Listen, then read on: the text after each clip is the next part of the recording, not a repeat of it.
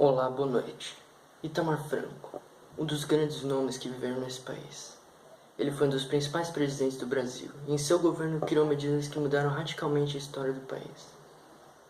Veremos agora uma reportagem especial da nossa equipe contando a história de seu governo. Itamar Franco nasceu em 28 de junho de 1930, em Salvador, Bahia, dentro de um barco. Ele se formou em Engenharia Civil e Eletrotécnica em 1955. Filiou-se neste ano ao PTB e depois, mais tarde, muda para o MDB. Foi eleito prefeito de Juiz de Fora por 2 mandatos. Passa ainda pelo Senado Federal e depois vai para o PMDB e mais tarde ao PL. Itamar Franco foi escolhido para vice-presidente do Brasil na chapa de Fernando Collor, em 1989. Em 29 de dezembro de 1992, Collor renuncia e o vice-presidente, Itamar Franco, tomou posse como presidente do Brasil. Nós estamos pedindo a Deus que nos dê, nesse momento, no exercício da presidência da República, bondade, inteligência e humildade.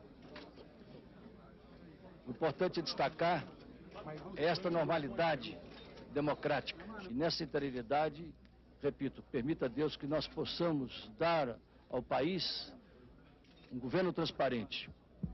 O mapeamento ético foi traçado pela CPI, mas esse mapeamento ético não serve a nós outros, porque a nossa vida e a vida daqueles que estarão comigo é uma vida limpa. A nação pode estar certo que não haverá corruptos nesse governo. Seu principal legado está ligado ao Plano Real, um pacote de medidas econômicas que vinha na estreia de outros planos apresentados anteriormente, nos governos de Sarney e Collor. Diferentemente dos demais, o Plano Real entrou em vigor em março de 1994, respaldado por medida provisória, garantindo assim um aparato legal inexistente anteriormente.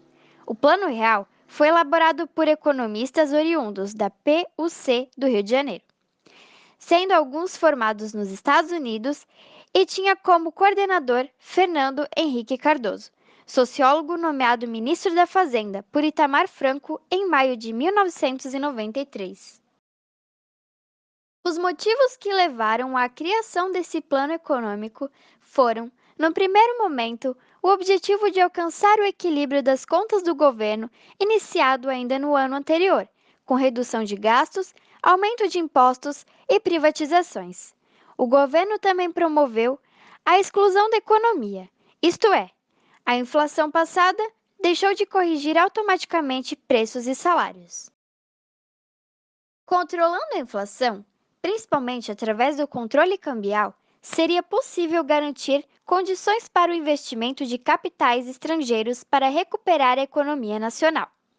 Durante a transição do cruzeiro para o real, seria utilizada a unidade real de valor, o indexador cuja função era corrigir diariamente os preços até a adoção da nova moeda. Em julho de 1994, entrou em vigor o real, moeda vinculada ao dólar, cuja emissão de novas quantidades estava condicionada ao volume de dólares existentes nos cofres do Banco Central do Brasil. Inicialmente, o dólar valia 90 centavos de real e, posteriormente, um dólar passou a valer R$1. As consequências principais destas medidas foram o controle da inflação, o aumento dos investimentos de capital estrangeiro em razão dos altos juros praticados no país e a maior abertura da economia às importações, estimulando a concorrência produtiva da indústria nacional com o mercado externo.